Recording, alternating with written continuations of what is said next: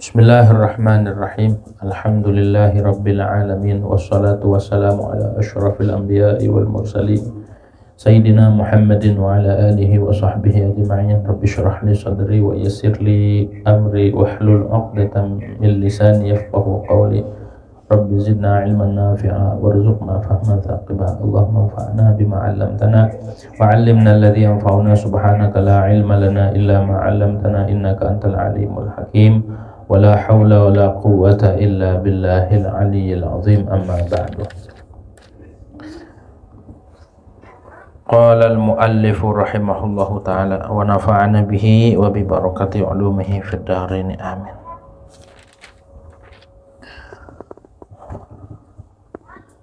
Masih membahas tentang hadis Jibril, bicara tentang rukun agama, arkanuddin.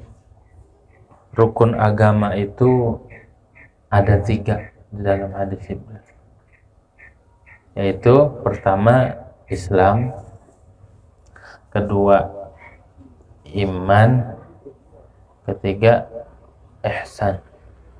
Ada juga sebagian ulama yang berijtihad bahwa rukun agama itu ada 4. Siapa itu yang berijtihad, yang menemukan fiqh tahawulat, yang berijtihad tentang itu? Yaitu Al-Maghfullah Al-Habib Abu Bakar Al-Adni, Bakar masyhur, Al-Masyhur, Allah yarham, udah meninggal baru tahun kemarin, tahunnya kamu. Habib Abu Bakar Al-Adni mengatakan bahwa rukun agama ada 4. Islam, iman, ihsan, sama asyratus sa'ah. Beliau punya karangan-karangan tentang fikih tahawulat namanya. Tapi kebanyakan ulama mengatakan, berijtihad dari hadis Jibril. Hadis Jibril ini Al-Habib Zain bin Sumet punya kitab tentang syarah hadis Jibril. Juga Al-Habib Thahir bin Husain bin Thahir punya kitab namanya Ithafun Nabih. Itu juga tentang hadis Jibril, menerangkan tentang iman, Islam, ihsan. Islam sudah dijelasin kemarin ya.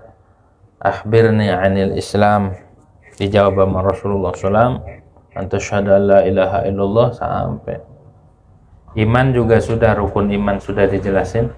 Akhbirni 'anil iman, coba beritahu aku tentang iman. Bagaimana iman? Diajarin sama Nabi. Iman itu antu'mina billah wa malaikati wa kutubi wa rusulih wa bil yaumil akhir wa bil qadar khair wa syarri min ta'ala. Wa akhbirni 'anil ihsan. Tentu perintah wahyu. Malaikat Jibril disuruh sama Allah, suruh nanya Rasulullah begitu, dan Rasulullah pun wahyu jawabannya. Jadi agama itu isinya semua wahyu. Ngikutin agama, yang ngikutin wahyu Allah Subhanahu wa ta'ala. Ngejalanin agama, ya berarti ngejalankan wahyunya Allah Subhanahu wa ta'ala. Wahyu itu dari langit. Itu ya, perkara-perkara agama itu kebanyakan perilaku orang langit. Gitu, seperti ibadah sholat, berlaku orang langit. Puasa, orang langit. Malaikat ada yang makan? Agak ada. Itu perilaku orang langit. Haji bersama. Haji itu dulu sebelum Nabi Adam diciptakan, 2000 setahun sebelum Nabi Adam diciptakan, sebagaimana disebutkan di dalam kitab tafsir Jalalain, bahwa ketika orang-orang Yahudi membangga-banggakan diri, mengatakan bahwa kiblatuna afdalu min kiblati, kiblat kita lebih utama dari kiblat kalian, kata orang Yahudi, juga lebih dulu. Turun ayat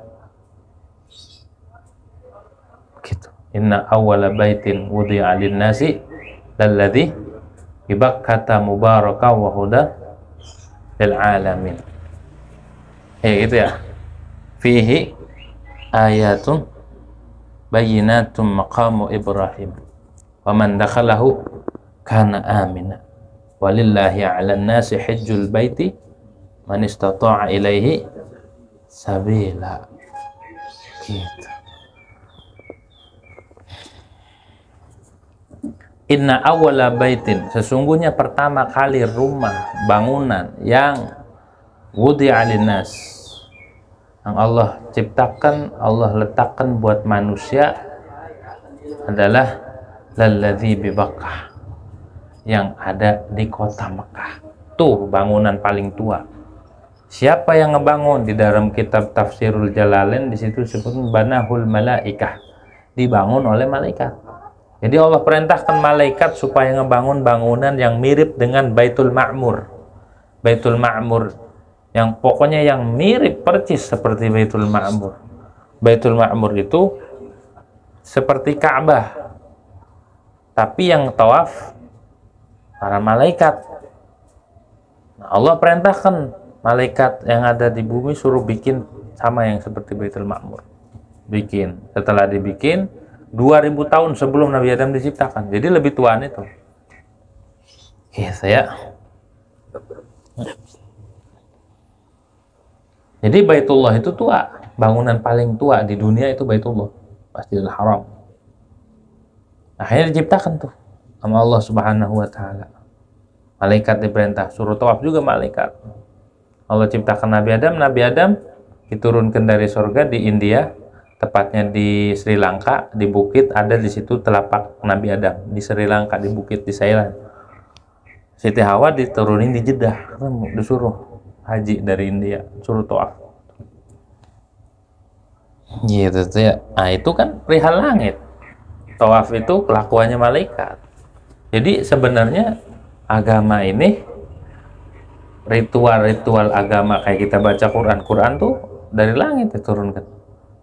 Bukan bacaan orang dunia itu mah, tapi semua itu bisa diturunkan ke muka bumi berkat Rasulullah SAW. Yang mana kalau bukan Nabi Muhammad SAW itu bumi nggak kuat nampung situ semua, meleduk. Nggak usah sequran satu huruf Quran diturunin, nggak kuat bumi meleduk. Tapi dengan keagungan dan kemuliaan Nabi Muhammad SAW, semua bisa diturunin. Malah bumi berbangga memiliki Rasulullah SAW. Langit walaupun malaikat segala macam ada tapi tidak ada Nabi Muhammad. Nabi Muhammad adanya hidupnya di bumi. Maka berbanggalah ahli bumi, berbanggalah manusia Bani Adam. Karena apa? Karena Nabi Muhammad SAW kekasih Allah itu diutus di bumi dan juga berbentuk manusia Bani Adam dari jenis kita. Berbanggalah begitu ya. Gitu. Jadi tua. Semua ritual-ritual agama ini kebanyakannya dari langit. Begitu, dari langit. Walaupun ada sebagiannya yang orang langit tidak bisa. Seperti apa? Seperti cebok. Emang di langit cebok? Malaikat cebok? Kagak. Nah itu kelebihannya. Umat Nabi Muhammad SAW ada ibadah seperti istinja. Ada kalau ngikut Nabi, syariat Nabi Muhammad SAW. Wah makanya sempurna. Orang nggak, kalau tahu sirnya syariat, kalau tahu rahasia dan hikmahnya agama ini, orang berlomba-lomba akan meninggalkan sesuatu yang berharga sekalipun tinggal demi agama. Ya karena kita kagak ngerti, disangkanya ngaji itu yang dengerin aja. Agama itu begitu aja, monoton. Dia tidak mengupas sirnya. Akhirnya orang nyepelein urusan agama, padahal mau ke langit aja kan harus pakai Apollo, itu pun gak nyampe langit. Nah tapi sama Nabi Muhammad SAW barang-barang langit diturunin ke dunia, ke bumi. Begitu tuh. Coba, berarti manusia paling agung. Begitu. Dan yang bersentuhan, berhubungan dengan Rasulullah SAW jadi mulia. Gitu, ngiri semuanya. Nah jadi agama ini diturunkan melalui malaikat Jibril, juga melalui lisan Rasulullah SAW, melalui praktek perbuatan Rasulullah SAW, lahirlah agama Islam. Proses ritual-ritual yang kita lakukan berupa zikir apa itu mah kerjanya malaikat. Makanya kan kalau orang itu menjadi seorang wali min auliaillah karena ihsannya bagus, dia mencapai derajatul ihsan, jadilah seorang itu kekasih Allah, maka kelakuannya mirip orang langit. Disebutnya disebutnya orang bangsa langit, dia mah bahasa istilahnya gitu ya. Maksudnya orang langit, dia jatuh dari langit gitu. Bukan. Perbuatannya, amaliyah yang ama tidur agak kurang, ama makan juga kurang, nggak ada. Dia makan cuma nggak kayak orang kita. Makannya ya karena dia manusia aja makan. Pokoknya ama hawa nafsu yang membuat orang itu menjadi rendah dan hina, ya udah bebas dia mah. Terbang. Begitu. Ruhaniyah penduduk langit. Maka jadilah seseorang itu orang yang ihsan, namanya al-muhsinin. Begitu ya, ihsan. Nah, ketika Nabi ditanya tentang ihsan, wa mal ihsan gitu. Di situ kan ditanya Nabi, akhbirni 'anil ihsan. Fa akhbirni 'anil ihsan. Coba terangin tentang ihsan, apa sih ihsan? Ihsan itu secara bahasa kan masdar dari ahsana, masdar taukid daripada wazan ahsana yuhsinu ihsanan ihsanatan muhsanan fahuwa muhsinun wa dzaka muhsanun ahsin la tuhsin muhsanun muhsanun. Artinya ihsan berbuat baik secara bahasa. Secara bahasa berbuat baik, melakukan kebaikan, ihsan namanya. Tapi secara istilah atau yang dijawab oleh Nabi ketika ditanya ihsan di dalam ibadah, ihsan di dalam Islamnya, ihsan di dalam imannya. Tidak semua orang beriman itu ihsan. Tidak semua orang yang Islam, orang Muslim itu juga muhsin. Banyak orang Islam, banyak juga orang beriman, percaya, maling aja percaya. Tanya agamanya apa? Islam. Begitu, tapi belum ihsan dia. Di derajatul ihsan mah tingkatan tinggi lagi. Begitu. Jadi semua ibadah kita harus dibungkus dengan ihsan, kalau enggak akan naik derajatnya. Sama kita ngaji nih, kalau tidak dibungkus dengan ihsan itu isinya ikhlas. Ihsan tuh isinya ikhlas, khusyuk, siddiq, hatinya tuh, itu ihsan namanya. Terus terhindar daripada penyakit-penyakit hati ibadahnya, itu ihsan. Orang ibadah saja nggak cukup, wah ahli zikir, wah ilaha illallah. Kalau udah zikir, wah sampai terbang tuh tempatnya, la ilaha illallah, la ilaha illallah. Ngambang tuh. Atau sholat, kalau udah sholat, tapi nggak ihsan, nggak membaguskan batinnya. Sholatnya ada yang dituju, ngewiridnya bukan karena Allah, ibadahnya bukan. Ngaji pun sama. Kalau timbang ngaji fikih atau ngaji kitab-kitab, timbang ngaji ilmu-ilmu zahir, belum dikatakan ahlul akhirah, belum dikatakan amal akhirat, masih dikatakan amal dunia. Baru timbang ngaji tentang rukun sholat, baru ngaji timbang tentang rukun wudhu, itu masih dikata sama Imam Ghazali di Ihya, masih dikata ahlul dunia, ulama dunia masih, belum jadi akhirat. Kapan ilmu, amal, segala lakukan itu menjadi amal akhirat? Ketika dibarengi dengan ihsan. Makanya ditanya lagi sama malaikat Jibril, berarti dituntut ihsan itu. Wa mal akhbirni 'anil ihsan, dan ceritakan, coba beritahu aku tentang ihsan, kata malaikat Jibril. Sama Nabi dijawab, ihsan itu kemarin anta'budallah ka'annaka tarahu fa illam takun tarahu fa innahu tarahu. Ada dua kedudukan ihsan itu. Sama Nabi dijawab. Itu Allah yang ngasih tahu. Pertama, anta'budallah, engkau beribadah kepada Allah. Engkau beribadah kepada Allah. Kuncinya ibadah dulu. Kalau ibadah berarti udah lulus Islamnya, udah lulus fikihnya, syariatnya udah lulus. Orang di situ yang nabinya anta'budallah. Tapi jangan itu doang, lanjutin. Ibadah saja nggak cukup. Anta'budallah ka'annaka tara. Ka'annaka ini kalau di dalam kitab nahwu ka'anna litasbih ya. Kalau di situ bukan litasbih, litahqiq. Kalau yang bicara Allah ataupun Rasul itu bukan litasbih, tapi litahqiq. Bukan seolah-olah gitu ya. Tapi emang kudu begitu. Ihsan itu kalau seolah-olah berarti belum dong. Gitu ya. Ka'annaka tarah. Jadi ibadah dulu rapiin, ngajinya rapiin biar ibadahnya bener. Jangan ngomong ihsan dulu ibadahnya kagak rapi. Ngajinya belum rapi, fikihnya belum rapi, ngomong ihsan. Rapiin dulu ibadah. Orang ibadah itu ngefek ke kehidupan. Efeknya ke kehidupan kita. Stabilitas politik, ekonomi itu adanya di ibadah. Kan di Al-Quran Allah firmankan ilafi Quraisyin ilafihim rihlatasy syita'i wash-shayf. Di situ apa? Falyabudu rabb hadzal baitil ladzi at'amahum min ju'in wa amanahum min khauf. Ada dua Allah kan. Falyabudu, hendaklah mereka beribadah. Kunci ibadah dulu. Falyabudu rabb hadzal bait, akan Tuhannya ini bait.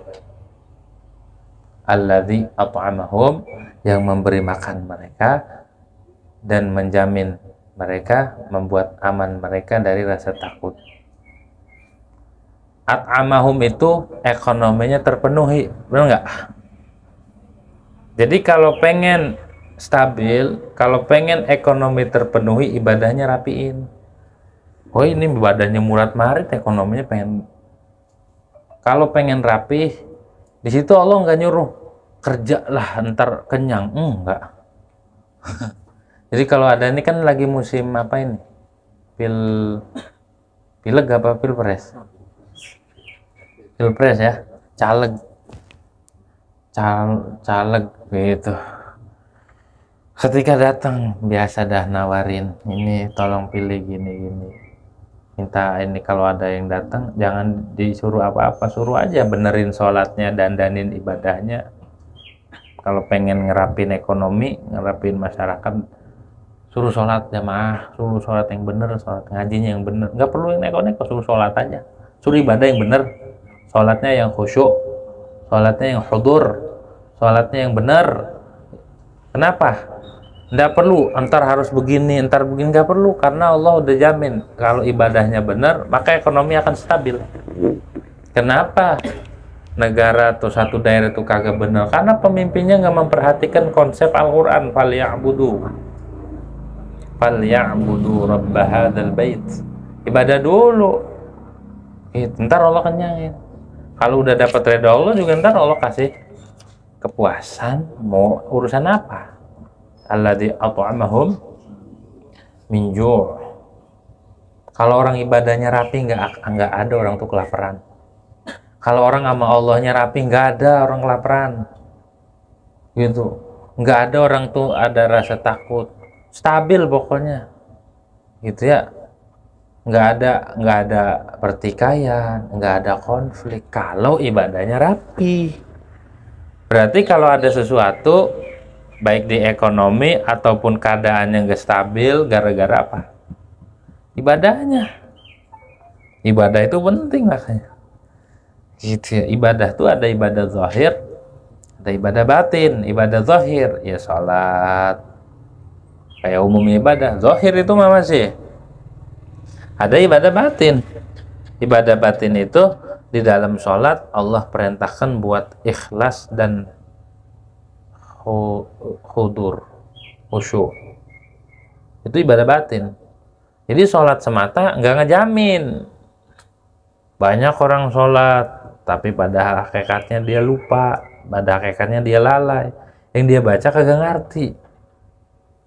Jadi orang sholat tuh dituntut biar khusyuk dan hudur. Ibadah doang nggak cukup, harus khusyuk. Apa itu khusyuk? Khusyuk itu sukunul a'dha wa hudurul qalb. Sukunul a'dha wa hudurul qalb. Anggotanya nggak gerak-gerak, diem waktu sholat tuh, nggak jelalat, nggak kemana-mana, apalagi sambil main HP lagi sholat, jawabin WA, lalu ya selfie lagi apa, lagi sholat. Itu nggak khusyuk namanya, nggak garuk-garuk, nggak. Jadi anggota zahirnya diem, sukunul a'dha, anggota batinnya pun diem, nggak mikirin kemana-mana. Yang dibaca kita paham, kita baca a'udzubillahi dari Allah Akbar kabira, Allahu Akbar, dia paham tuh, Allahu Akbar kabira walhamdulillahi katsira wa subhanallahi terus dia ngerti sampai assalamualaikum ngerti. Tapi itu dia belum. Kenapa? Belum fokus ke Allah, belum musyahadah. Dia cuma fokus kepada bacaan. Bacaan ngerti. Jadi kalau sholat mah kalau dikatakan khusyuk itu jadi amal akhirat tuh kalau udah khusyuk. Kalau yang dia baca ngerti. Nggak boleh waktu sholat mikirin akhirat. Nggak boleh mikirin sorga. Nggak boleh mikirin neraka. Nggak boleh. Apalagi mikirin ilmu. Apalagi mikirin dunia waktu sholat, nggak boleh. Tuh tanaman belum disiramin, ini gitu. Ntar di sini ya belum ini nih belum kelar. Nah, sholat mah ilangin dulu perkara-perkara, jangankan perkara dunia, perkara akhirat aja nggak boleh waktu. Mikirin ilmu nggak boleh waktu sholat. Waktu sholat mikirin ilmu, ya. Nggak boleh, apalagi mikirin hal-hal yang tidak diridhoi sama Allah Subhanahu wa ta'ala. Nggak boleh. Hudur tuh, hadir hati. Baru memahami bacaan tapi belum ngeh akan Allah Subhanahu wa ta'ala. Kalau dia udah bacaan ngerti, yang dia baca ngerti, hatinya, pikirannya fokus ke Allah, hadir. Nah, itu baru hadir. Itu baru sholatnya ada rohnya. Baru sholatnya ihsan, ibadahnya ihsan, baru lanjut anta'budallah ka'annaka tara. Jadi kita Allah Akbar emang benar-benar kita yang ngadep di Allah udah. Allahu Akbar kabira tuh benar-benar kabira alhamdulillah, ya kayak kita mah jauh, kagak bisa begitu ya, jauh banget. Kalau kita nggak bisa khusyuk, sholatlah di belakang orang yang khusyuk, sholatlah di belakang orang yang hadir. Maka walaupun kita sholatnya masih lupa, sholatnya kagak ngerti, masih sholatnya masih jauh dari harapan, maka ketika kita ada di belakang orang yang hadir, orang yang fokus berjamaah dengan mereka, maka ketika madad Rabbani turun kepada orang tersebut, maka orang sekitar akan kedapatan berkah. Begitu ya, kedapatan kecipratan berkahnya. Gitu. Kalau kita nggak bisa khusyuk, upayakan khusyuk, namanya takhasyuk. Kalau nggak bisa juga, dekat sama orang yang sholatnya khusyuk dan hudur, yang ngerti apa yang dibaca. Begitu tuh, ngerti apa yang dibaca. Jadi nggak usah capek-capek kalau dekat mah. Nggak usah capek-capek kalau kita sholatnya satu tempat. Ini mah khusyuk nggak bisa, khusyuk nggak bisa, ini nggak bisa, sholatnya cuma gerak-gerik doang, jungkir balik begitu doang, capek doang dapatnya. Malah yang dipikirin hal-hal yang aneh-aneh lagi, malah yang dipikirin dunia lagi, ya udah jauh aja. 4 tahun juga ini orang lagi bahasa ini lagi kongko, lagi ini, tapi kemana-mana tersinggung. Allah Subhanahu wa ta'ala tersinggung kalau kita nggak khusyuk. Makanya Imam Ghazali, khusyuk itu menjadi syarat. Ada yang ulama mengatakan khusyuk itu menjadi rukun sholat. Kalau nggak khusyuk nggak sah sholatnya. Wah, itu kalau kita begitu sholat kita nggak ada yang sah. begitu teh. Jadi tingkat derajat ihsan itu luar biasa. Amal ibadah kita ditaikin derajatnya. Begitu tuh ya. Biar begitu ya. Tuh. Kayak orang Madang, kalau khusyuk enak nggak dipulang, dinikmatin sambalnya gecocok. Kalau gitu ya. Coba kalau kita makannya nggak khusyuk, nggak dipikirin, comot, tahu-tahu kemelekaran aja, tahu-tahu muntah aja, nggak muat, nggak khusyuk. Coba khusyuk, 3 suap tapi dinikmatin, direnungin, masya Allah khusyuk. Ngaji pun sama, ngaji tuh biar hadir, biar dapet kita ngaji itu ya pelan-pelan ngaji. Makanya ngaji ini kitab tauhid nih dari awal sampai sekarang udah hampir 3 tahun masih tauhid aja. Hubungan kita dengan Allah terus diinin terus biar nggak lupa gitu ya. Aja gitu. Jadi khusyuk itu penting. Kalau kita nggak bisa dapat, sholatlah di belakang orang khusyuk. Gitu tuh. Itu juga kebawa tenang bawaannya ajar bawaannya tumakninatul qulub. Mereka itu punya ketenangan hati. Kalau kita pengen tenang, hadirlah dengan orang yang memiliki tumakninatul qulub, yang mendapatkan warisan daripada pendahulu-pendahulu sampai Rasulullah Shallallahu Alaihi Wasallam. Sahabat tuh kalau ngaji sama Nabi khusyuk. Sahabat kalau khusyuk gitu. Kalau kita kan ngantuk. Sahabat enggak khusyuk. Seolah-olah di atas kepala mereka ada burung kalau lagi ngaji sama Nabi. Saking hudu, saking haibahnya luar biasa apa yang turun ketika Nabi ngaji. Begitu ya, ketika Nabi ngajar tuh. Banyak ruhaniyahnya yang luar biasa pada turun. Gitu.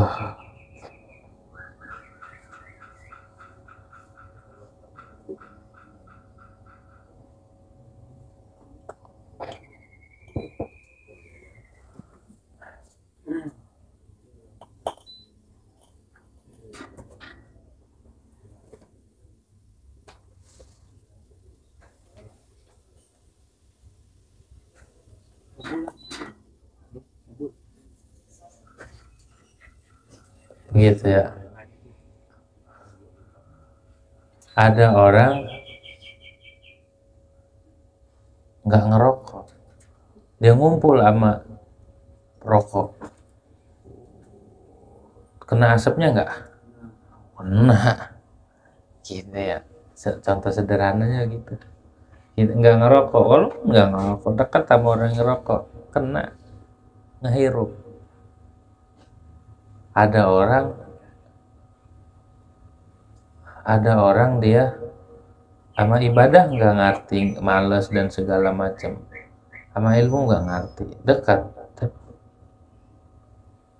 dia nggak ada di hati tuh keadaan batin, nggak punya ahwalul galab, jarah ke orang soleh yang baik yang hidup ataupun yang sudah meninggal, dekat ke bawah aja lantas begitu ya. Keadaan hatinya lantas beda aja gitu. Itu ihsannya mereka nular, ihsannya mereka kerasa ke kita, walaupun nggak seperti mereka, kita ngerasa setruman itu, ngerasa perasaan yang mereka rasakan gitu. Kayak Habib Umar lagi ngedoa atau lagi ceramah nangis teriak Allah, padahal dia nggak ngerti apa ya kan, sok-sokan gitu ke bawah. Apa itu bocah, kenapa itu gitu ya, kedudukan ininya bisulnya.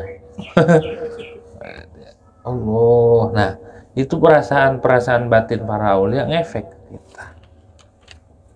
Salaman lantas baik hati pulang jadi berubah. Gitu ya. Ngelihat lantas baik jadi berubah, tenang gitu tuh. Nah, ihsan yang mereka lakukan, ihsan yang mereka miliki, walaupun kita enggak memiliki tapi kena taksirnya itu ngefek. Tuh ihsan. Jadi kalau kita bukan ahlul ihsan, faqaribu ahlal ihsan. Kalau kita nggak termasuk orang yang punya ihsan, maqamul ihsan, deketin ahlul ihsan. Deketin itu kudu dipepet gitu ya, kudu pantat sama pantat nempel, apa dengkul sama dengkul kudu nempel.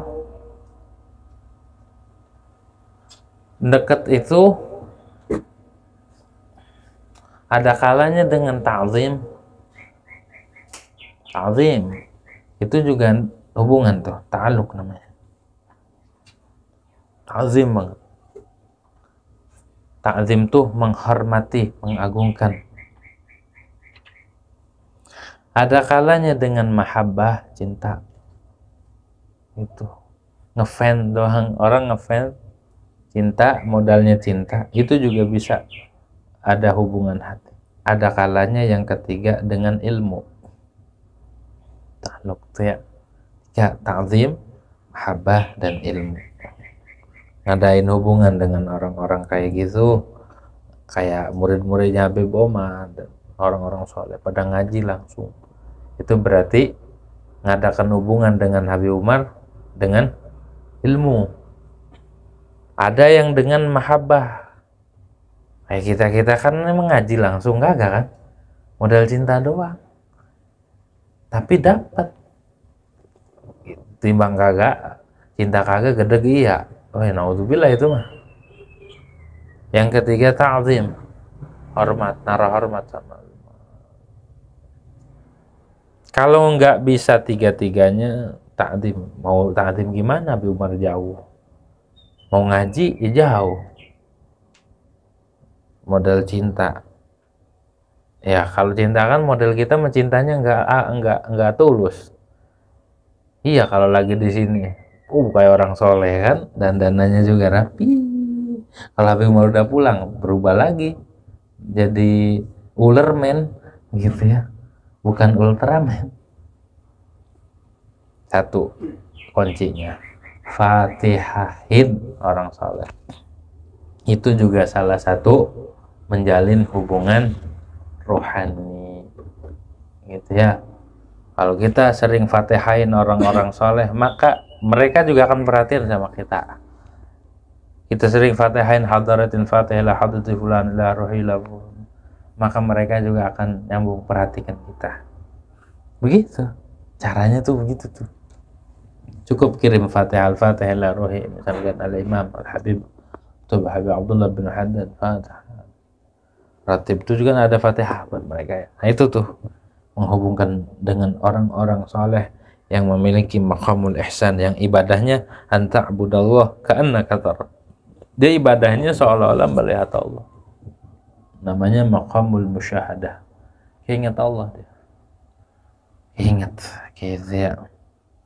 Jadi dari dirinya tuh sadar betul, hadir hatinya akan Allah Subhanahu wa ta'ala. Yang kedua, kalau nggak sanggup begitu kan susah itu musyahadah. Selalu ingat Allah tuh susah.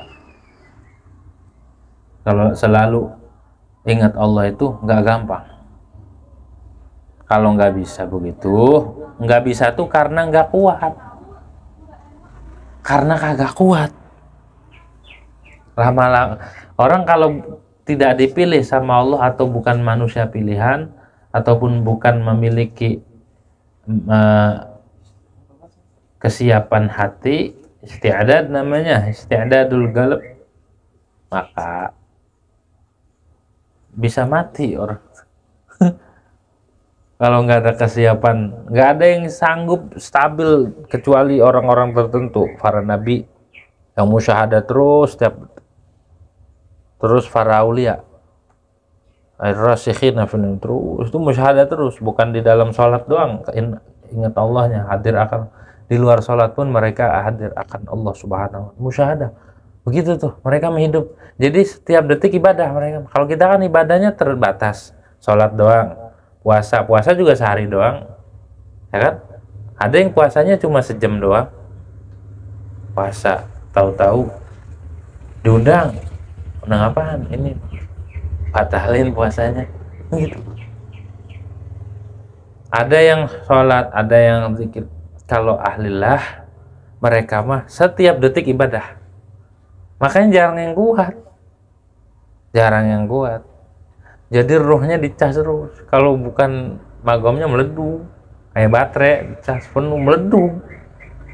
Orang kalau bukan kelasnya ya meledung begitu terus. Kalau kita kan kadang begitu, kadang begini, blekedemin. Ya. Jadi mereka mah anta'budallahnya itu bukan ibadah di dalam sholat doang. Setiap detik mereka menjadi ibadah. Ibadah mereka dengan apa? Dengan musyahadah. Setiap detik tuh keinget Allah, terus pikirannya fokusnya ke Allah, hatinya ke Allah, semuanya ke Allah. Oh, sulit itu mah. Makanya makom ihsan makom tinggi. Gitu. Ta'budallah ka'annaka tarah. Gimana enggak musyahadah orang setiap detik mereka mau selalu ingat Allah, enggak lupa. Saja. Seperti Imam Ahmad Al-Badawi. Berapa tahun tuh beliau majzub. Ngaji berpuluh-puluh tahun baru kenal makhluk. Oh, dikira saya kira aneh doang sama Allah. Bahasanya dia tajalli terus di hatinya. Oh, ternyata di depanannya ada orang ya. Gitu. Jadi ingat Allah terus. Kalau kita kan sebaliknya. Di luar ibadah lupa, di dalam ibadah lupa, di luar lebih lupa. Waktu ibadah aja lupa, rokaat aja lupa. Coba itu, saking fokusnya dunia. Rokaat aja kadang lupa. Di luar ibadah, apa lagi? Karena orang yang lagi maksiat ataupun orang yang sedang melakukan sesuatu yang tidak sejatinya, dia memutuskan hubungan dengan Allah Subhanahu wa Ta'ala. Putus. Orang yang lupa itu orang yang putus sama Allah. Kayak kita kan ahlul ghaflah itu kita meter hijab, putus. Ibarat ngecas sama kita itu udah mutusin diri. Kalau lagi ibadah nyambung. Gitu. Kalau lagi ini putus. Kalau mereka mah kalau udah ada di depan mata, udah di hati, udah keinget terus, nggak bisa mutusin mereka.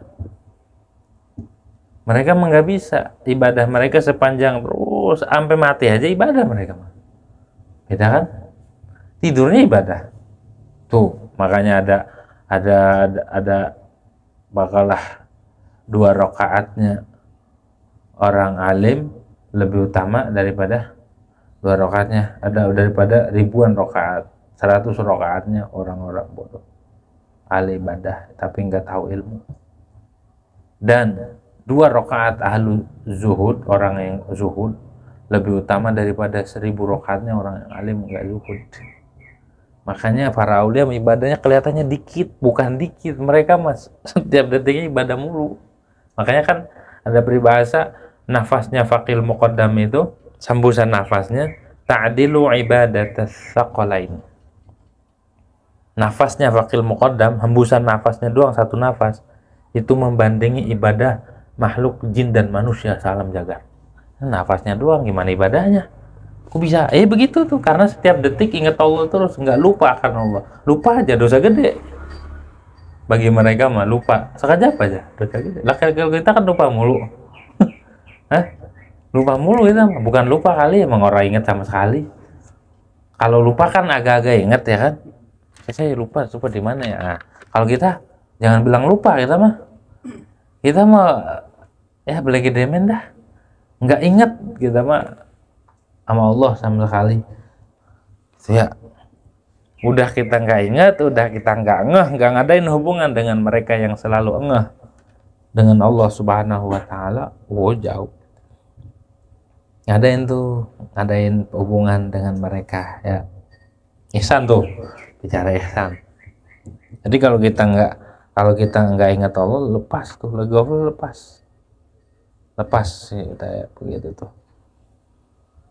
Tapi kalau kita lagi ngedekat ke sesuatu yang berhubungan dengan Allah dan Rasul, berarti lagi nyambung lagi tuh rohaninya, makan, jadi rohaninya makan. Kalau nggak ngaji atau nggak ibadah, ya udah. Tapi kalau lagi ngaji, makan lagi, gitu. Nggak ada puasnya. rohaniah mah nggak ada puas. Gitu. Jadi itu tuh ya aplikasi ihsan, anta'budallah ka'annaka tara. Kalau udah begitu dicukupin sama Allah. Dicukupin apanya? Dikenyangin sama Allah. Zahirnya dicukupin, dibuat cukup sama Allah. Terus ngerasa aman aja, orang dikasih sama Allah. Jaminannya dua orang yang ibadah sama Allah. Allazi at'amahum min ju' wa amanahum min khauf. Enggak ada rasa takut lagi. Begitu, semuanya dipenuhin sama Allah Subhanahu wa taala. Itu prosesnya itu ibadah dulu. Yang kedua, fa illam takun tarah. Jadi tetap ibadahnya menyambung. Kalau nggak bisa begitu, kita ibadah ibadah serta kita nginget Allah juga. Kalau nggak bisa begitu, fa illam takun tarah fa innahu yarak.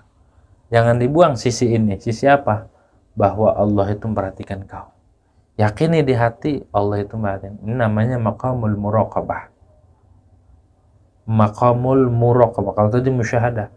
Jadi Allah melihat kita dan kita pun sadar akan Allah.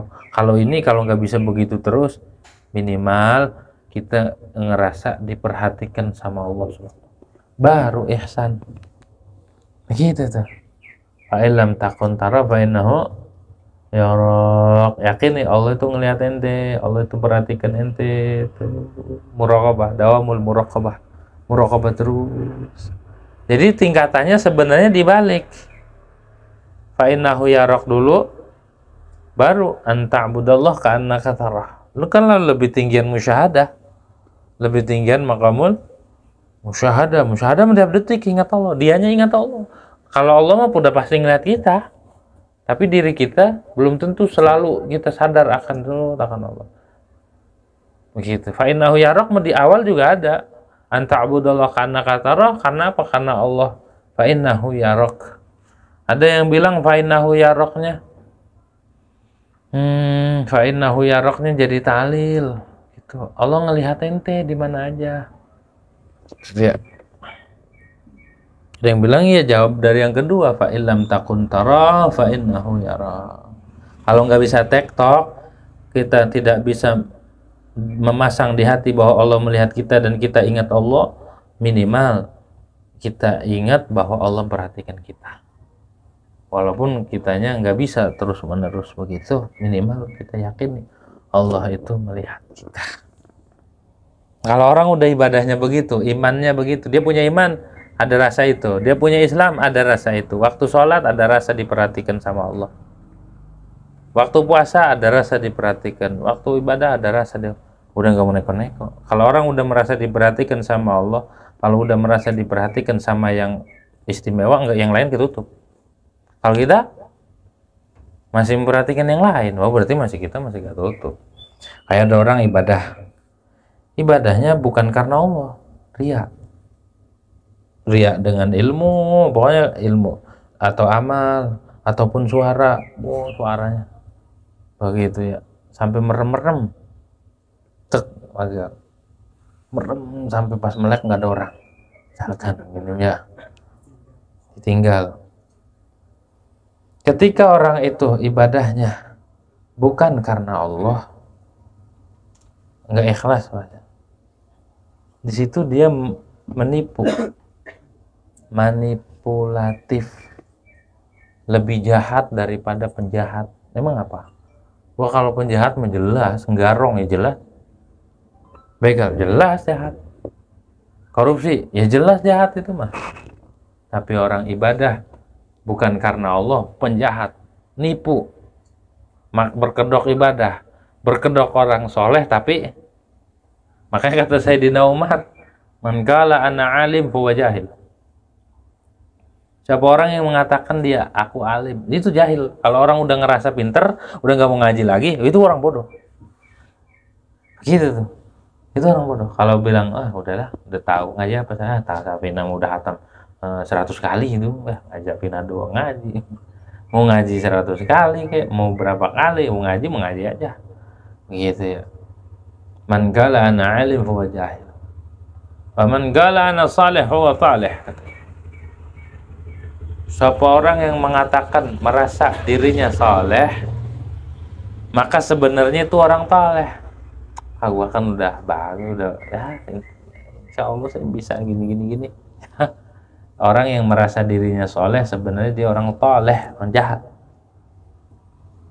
Pokoknya kalau ngerasa bagus aja, ngerasa baik aja, langsung lawan dengan lawanannya. Ketika ngaji males, lawan. Ketika kita merasa udah cukup, lawan. Gitu. Yang terakhir, waman gala ana min ahlil jannah fa wa min ahlin nar. Apa yang bilang ngaku-ngaku dia penduduk surga, orang-orang surga, apa ente orang neraka ya? Bukan orang neraka. Orang yang ngaku dirinya ahlul jannah itu sebenarnya ahlul nar. Begitu ya. Jadi nomor tuh. Jadi begitu tuh. Kita mau banyak kekurangannya, ya belum ihsan. Belum bisa nih darajatul ihsan. Harus dididik sama orang memiliki darajatul ihsan. Jadi ibadahnya jangan nipu orang, jangan nipu Allah. Orang bisa tipu, Allah nggak bisa tipu. Jangan nipu. Ini maksiatnya udah di masjid, pakai berkedok apa? Taat, tapi ternyata maksiat bukan munafiknya luar biasa itu. Nipunya di masjid. Yang ditipu Allah lagi. Allah ketipu. Ibadah rajin tapi bukan karena Allah. Ngajinya rajin bukan karena Allah. Puasanya rajin bukan karena Allah, karena yang lain. Jadi dia mah bukan Allah yang dituju. Orang gak ngaji ihsan, ngaji cuma ngaji kitab doang, pinter ngebet kitab, ngebet doang. Gitu.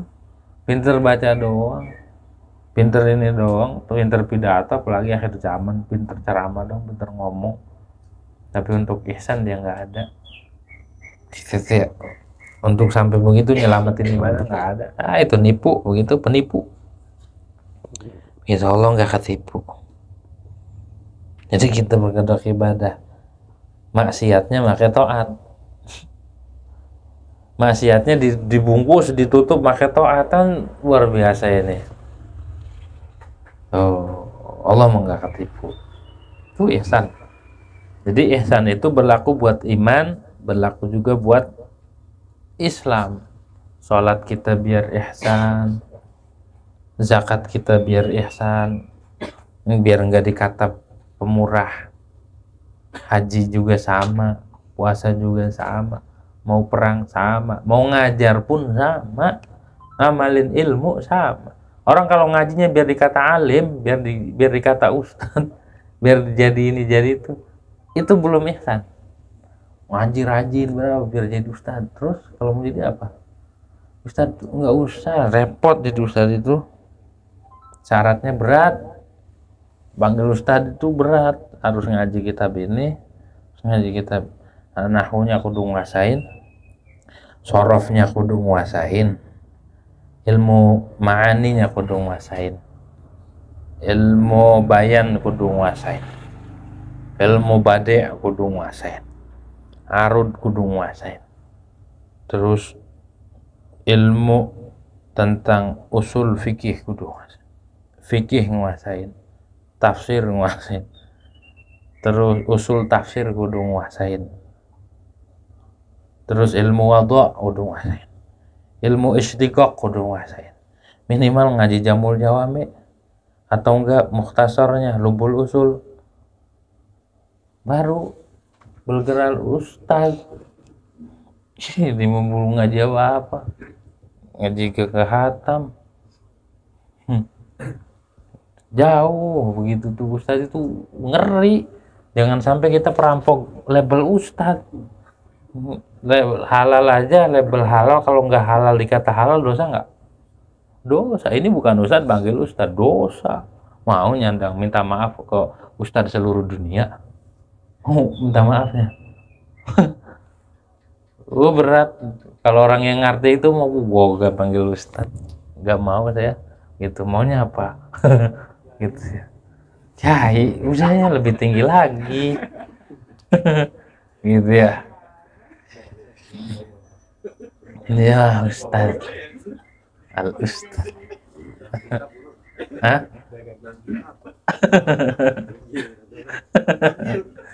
Begitu ya. Berat kan?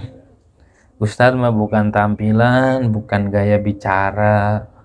Ustadz mah bukan, dan itu bukan asli ilmu. Kalau kita ngeraba ke situ, aduh kayaknya masih jauh, begitu jauh banget. Begitu, belum memahami mafhum, mantuk, terus muqayyad, mutlak, lafad khas, lafad am, ribet. Begitu ya. Memahami masalah, memahami ada berapa masalahnya, begini, ribet. Kalau udah begitu takut tuh nyandang gelar itu, takut di seksa, takut dipertanggungjawabkan di hadapan Allah Subhanahu wa taala. Gitu tuh. Wah kan ini mah cuma sebutan, walaupun sebutan nipu, takut nipu. Gitu ya, bisa tahlil doang panggil Ustaz. Enak banget ya. Haram hukumnya, nipu soalnya haram, gak boleh jadi saksi tuh begitu tuh, palsu. Gitu ya, haram. Begitu tuh ya, nggak boleh sembarangan. Udah, nggak boleh dah, akhir zaman dah. Kalau orang udah begitu, apalagi belum nyampe derajatul ihsan. Orang kalau sudah maqamul ustadz itu, dia udah bisa ngedidik. Kayak al-imam al-faqil muqaddam, gelarnya al-ustadzul a'zam, seorang ustadz yang agung, guru yang agung, sang maha guru. Gitu ya. Ustadz itu lebih tinggi dari kiai aslinya. Ustadz itu gelar paling tinggi itu al-ustadzul a'zam. Wah kita masih masih lagi ini udah panggil Ustadz, ngeri. Makanya kalau udah tahu begitu, hati-hati dengan sandangan itu. Kayak orang bukan wali tapi ngaku-ngaku atau di apa namanya, diklaim, wah ini wali apa, wali kuntul itu, gitu ya. Jangan, nggak sembarangan. Itu wilayah tertentu, wilayatul khas itu mah nggak boleh sembarang orang. Gitu tuh, dia muali gini-gini, enggak, susah itu mau dideteknya, karena ditutup sama Allah dengan basyariah. Ada yang bisa kecuali ditunjukin sama Allah, dibuka, oh ini yang bisa. Kalau kita nggak tahu apa-apa, jangan coba-coba. Bilang ini wali, kayak ini wali. Hati-hati, begitu tuh, hati-hati. Nggak boleh sembarangan, karena kalau kita sudah menganggap fulan itu wali, adabnya harus seperti sahabat kepada Nabi Muhammad. Berani nggak? Kalau kita udah nganggap kiai fulan wali itu, kiai itu, wah gini dia, adab ente kepada orang itu harus seperti sahabat kepada Rasul.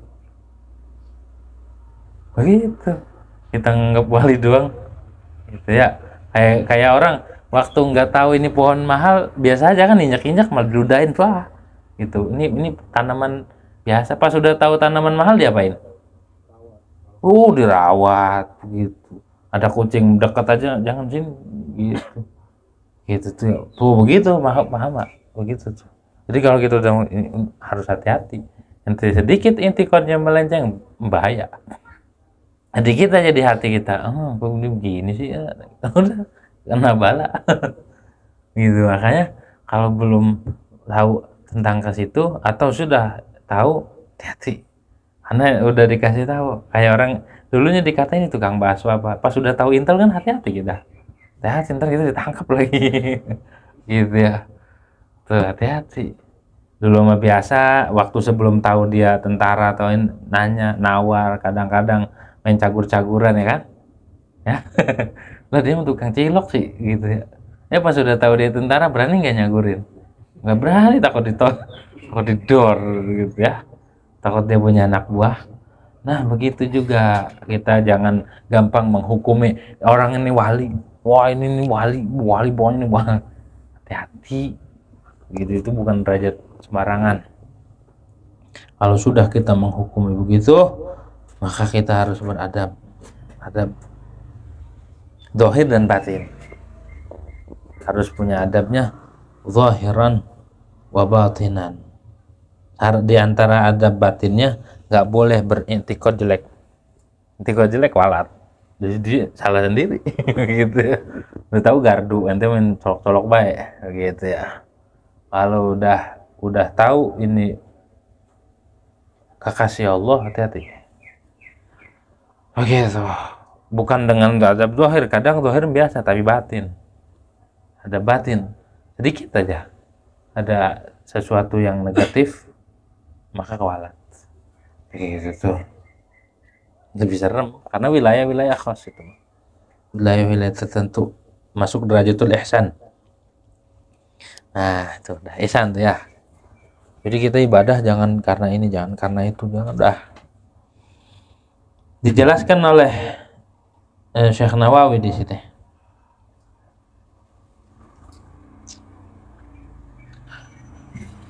Bayanu dzalika wa idahuhu anna lil 'abdi fi ibadatihi thalathata maqamat. Penjelasannya bahwa seorang hamba itu di dalam ibadah, tadi ibadah ada 3 maqam. Ada 3 maqam, 3 kedudukan. Pertama, makna ihsannya. Al-awwalu an yaf'alaha 'ala al-wajhi alladhi yasqutu ma'ahu talabu syara'. Bi an takuna mustawfiyata syuruti wal arkan. Yang pertama, makna ihsan secara umum, seseorang itu melakukan ibadah atas jalan yang sekiranya menggugurkan tuntutan syariat, tuntunan syarak. Yasqutu ma'ahu talabus, udah nggak dituntut lagi, udah ngelakuin. Bagaimana surahnya? Bi'an takuna mustawfiyata syuruti wal arkani, dengan bahwa adalah ibadah itu terpenuhi syarat dan rukun. Syarat dan rukunnya dijalanin, itu ihsan paling rendah dan dasar itu mah. Mau nggak mau semua ibadah harus syarat rukunnya. Kalau enggak ya enggak sah. Takwa juga enggak sah kalau syarat dan rukunnya tidak terpenuhi, enggak sah. Ini ngaji tentang syarat dan rukun aja lama. Belajar fikih biar ibadah kita benar dulu lama. Biar ini paham. Syariat itu nggak gampang, nggak asal semau kita. Ngentengin sama ngaji gitu. Makanya Imam Syafi'i katakan, kalau Imam Syafi'i man lam yuhibb al-ilm, siapa orang man la yuhibbil, katanya yuhibba boleh, yuhibbi boleh, siapa orang yang tidak mencintai akan ilmu, nggak demen sama ngaji. Sama ngaji tuh ogah banget, nggak ada demen sama sekali, nggak mau nyatet, nggak mau dengerin, nggak mau ngamalin. La khaira fihi, nggak bagus, nggak ada kebaikan sama sekali. Lamnya nafil jenis. Orang kalau nggak mau nggak demen sama ilmu, nggak demen sama ngaji, nggak mau dekat-dekat sama ilmu, wis la khaira fihi, kan keputus berarti hubungannya dengan Rasulullah. Kita berhubung dengan Rasul itu dengan ilmu. La khaira fihi. Fala takun bainahu wa bainaka ma'rifatun wala sadaqatun. Nggak usah ada hubungan, nggak usah kenal sama orang yang kayak gitu mah. Nggak penting, nggak kenalnya juga nggak nyesek. Nggak kenal sama fulan, dia orang demen ngaji nggak penting. Wala sadaqah wala ma'rifah, nggak usah, kata Imam Syafi'i. La takun bainahu wa bainaka ma'rifatun wala sadaqah. Nggak usah kenal, nggak usah ada pertemanan sama orang yang kagak demen sama ilmu. Begitu tuh. Kenapa? Fa innal ilma hayatul qulub. Fa innal ilma hayatul wa misbahul basair. Karena ilmu itu hayatul qulub. Ilmu itu bisa ngidupin hati. Kita nih anggota dohir nih, hidup karena ruh kita itu. Ada ruhnya nggak? Butuh nggak kita sama ruh? Berarti ruhnya harus ada.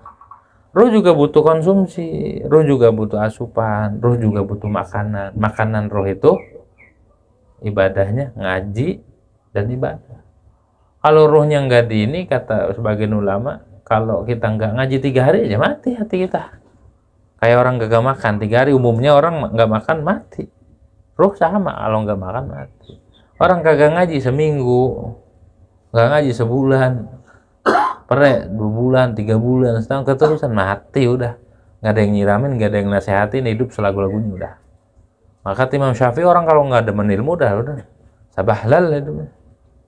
Nggak ada kebaikan sama sekali. Hawam, bukan awam. Hawam tuh hama. Hawam tuh hama. Tuh, itu aja buat memenuhi syarat dan rukun biar ibadahnya sesuai syarat kudu ngaji.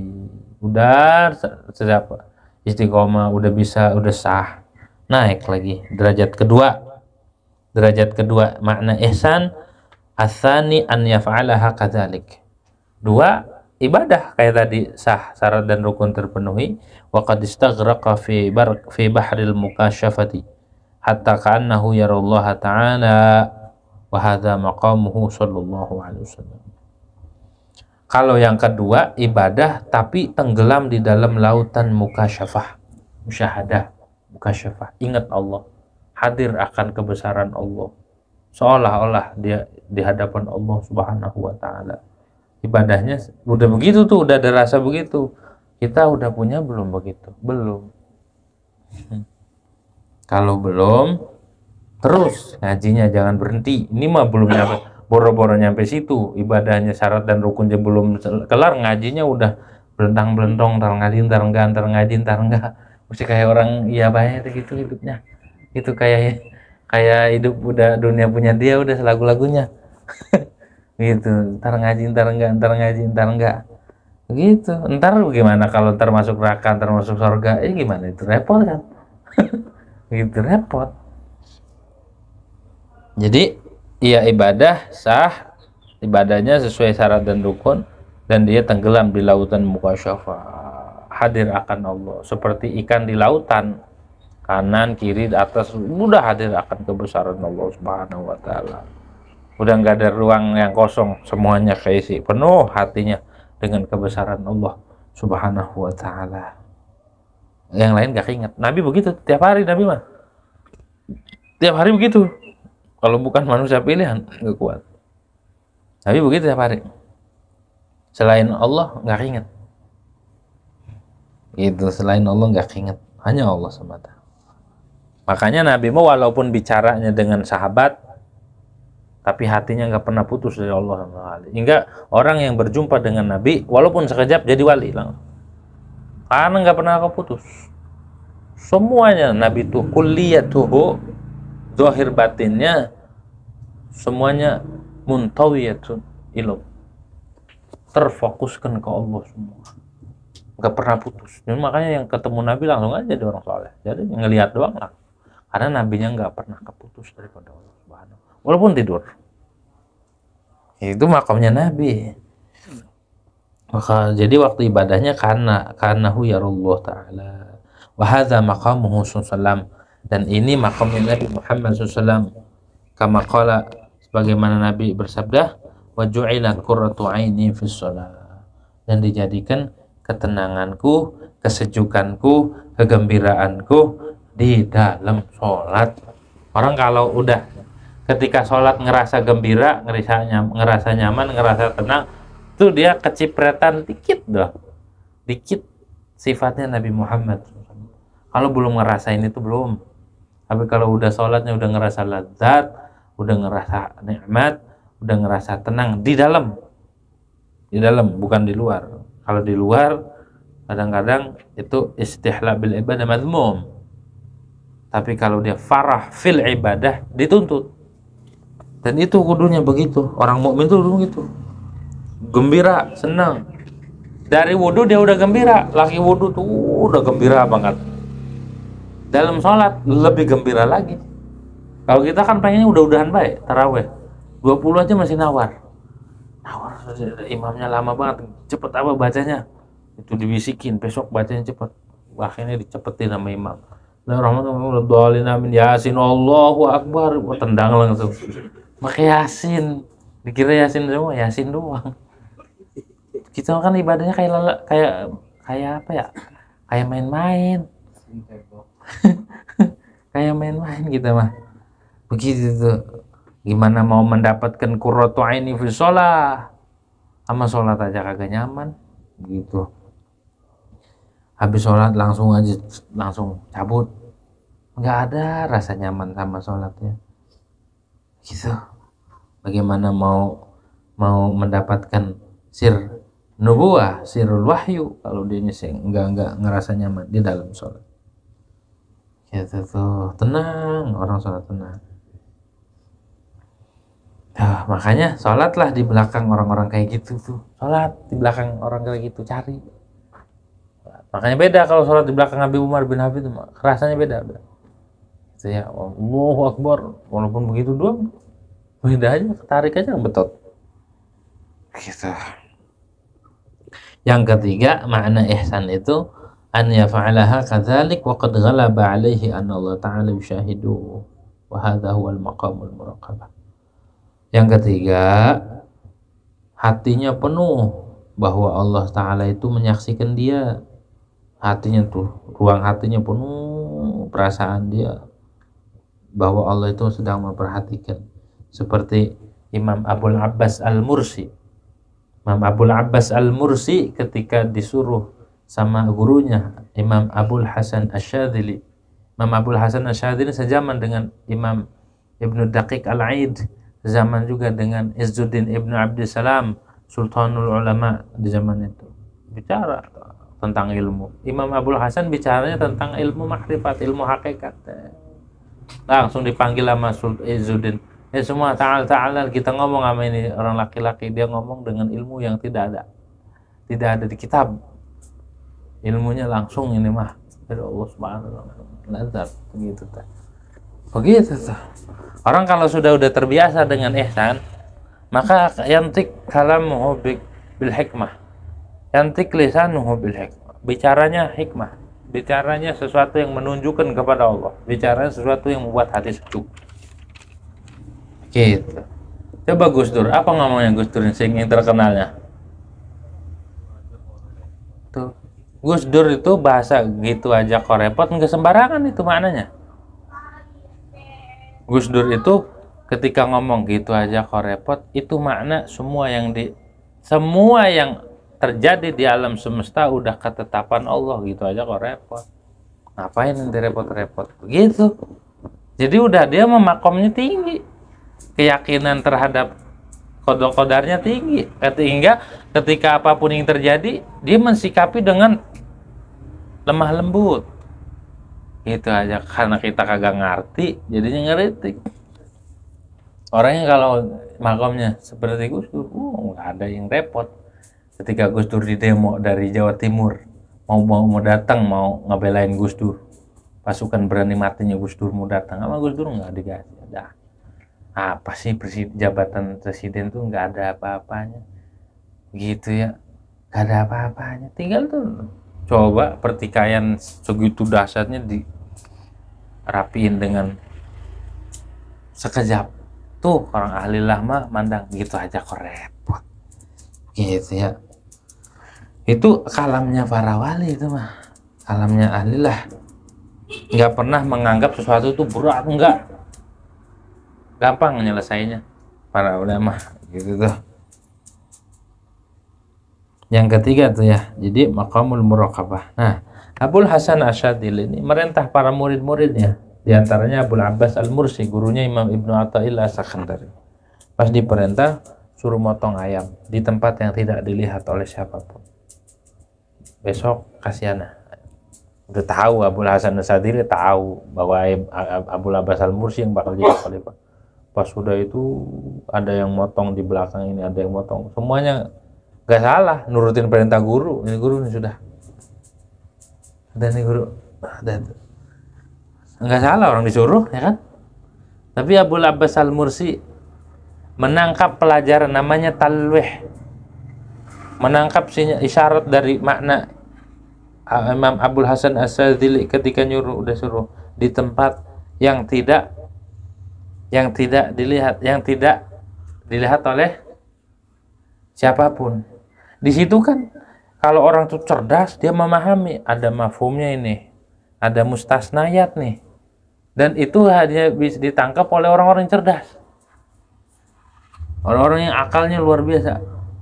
Nah, Abul Abbas Al-Mursi nyari tempat yang sepi. Dia ingat, katanya kan kata guru, di tempat yang tidak dilihat siapa. Sedangkan Allah di mana aja ngelihat, ini nggak jadi. Mustasnayat. Jadi paham tentang, jadi jangan ditelan mentah-mentah omongan seorang guru itu. Kadang-kadang ada isyarat yang bisa dipahami hanya oleh murid tertentu.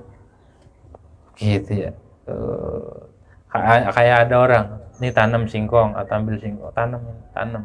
Kalau yang ngerti mah bukan nanam doang. Guru ini nyuruh nanam. Kalau nanam seorang guru tuh nanamnya harus tanahnya yang halal. Terus juga singkong yang halal. Jangan asal tanam baik, singkong orang dicabut tanemin. Ya kan? Tanahnya tanah siapa? Tahu gitu. Akhirnya balik. Belabas, mana? Ya, guru maafin. Emang apa? Kan guru nyuruhnya di tempat yang tidak kelihatan dan tidak ada yang lihat sahabat. Sedangkan di setiap tempat saya diperhatikan oleh Allah SWT. Allah mah kan selalu ngelihat di mana aja. Makanya saya nggak, mohon maaf saya nggak bisa motong. Oh, perhatiin murid-murid yang lain. Kenapa saya nunjuk Abul Abbas Al-Mursi? Karena dia memahami isyarat, memahami kalam-kalam, memahami makna-makna yang kalian tidak paham. Dia udah lebih mendului dari kalian. Kalian masih di makom ini, dia udah beda tuh. Baru angkat tangan semua. Oh, begitu wajar. Itu ya cerdasan Abul Abbas Al-Mursi mendidik Ibnu Athaillah. Jadi segitu fenomenalnya sampai kalamnya itu hikam tuh begitu tuh ya. Kata sebagian ulama, andai di dalam sholat boleh mengucapkan dengan kalam manusia, niscaya kitab hikam itu buat bacaan sholat, saking lazat manis kitab hikam itu begitu tuh ya. Tuh. Jadi muraqabah. Fa qauluhu fa illam takun tarahu nuzulun an maqamil mukashafah. Maka adapun ucapan Nabi fa'ilam takun tarahu nuzulun itu turun dari maqamul mukasyafah kemana? Ila maqamil muraqabah, ke maqam muraqabah. Kalau orang sudah memiliki maqam ini udah cukup begitu.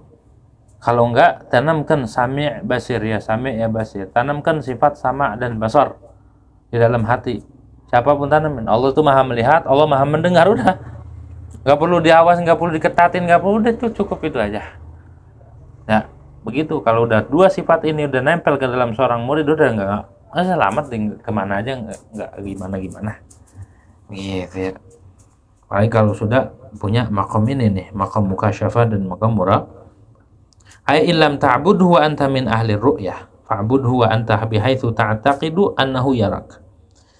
Tegasnya, jikalau engkau tidak bisa menyembah Allah halnya bermula engkau itu min ahli ru'yah, dari ahli ru'yah, maksudnya ru'yah musyahadah, mukasyafah, bukan orang yang selalu hadir dan merasa di hadapan Allah. Maka maka sembahlah Allah wa anta min haitsu ta'taqidu, dan engkau itu keadaannya meyakini bahwa Allah itu melihat. Kalau ente nggak bisa bahwa diri ente itu ngerasa dan ingat terus akan Allah, begini aja udah, sembahlah Allah, ibadahlah kepada Allah, yakini bahwa Allah maha melihat ente. Fakullun minal maqamati thalasi ihsan, maka tiap-tiap dari 3 maqam ini namanya ihsan, gitu tuh ihsan tuh. Illa annal ihsan alladhi wa syartun fi sihatil ibadah innama huwal awwalu. Hanya saja ihsan yang menjadi syarat sahnya ibadah itu yang pertama. Li'anna al-ihsan alladhi wa fil akhirain min sifatil khawas wa yata'azzaru min katsir. Karena ihsan yang ada pada 2 yang terakhir, makna 2 ini, makna mukasyafah dan muraqabah, itu sifatnya faraulia, orang-orang tertentu, wa yata'azzaru min katsirin, dan sulit dari kebanyakan orang. Jarang yang sampai segitu, jarang banget. Syaratnya dia mah kalau pengen nyampe begitu tuh riyadhah, makanannya dijaga, lingkungannya dijaga, semuanya dijaga, dan harus ditarbiyah dengan guru yang, kalau udah ditarbiyah sama syekhun mursyidun, sama seorang guru yang membimbing zahir dan batin, insya Allah mau ditaruh di mana aja selamat. Tapi kalau nggak punya guru, harus bener-bener ekstra dia mah. Tapi kalau dia udah ada guru, dia selamat dia mah. Mau kayak gimana juga. Karena ilmu itu ada yang diajarkan, ada yang ditularkan. ilmu itu ada yang diajarkan, ada yang kalau yang diajarin kan sampai dipahami, direnungi, diamalkan. Ada yang ditularin, nggak ngapa-ngapa, tahu-tahu ada rasa aja di hati. Ngerasa pengen bener aja, ngerasa pengen itu ilmu ditularin. Kan ada orang wirid dulu, ini dulu biar mau apa, jurus apa itu. Ada orang yang langsung diusap doang langsung gila. Gitu ya, langsung stres begitu tuh. Ada begitu ya, ada yang sekali usap yang itu.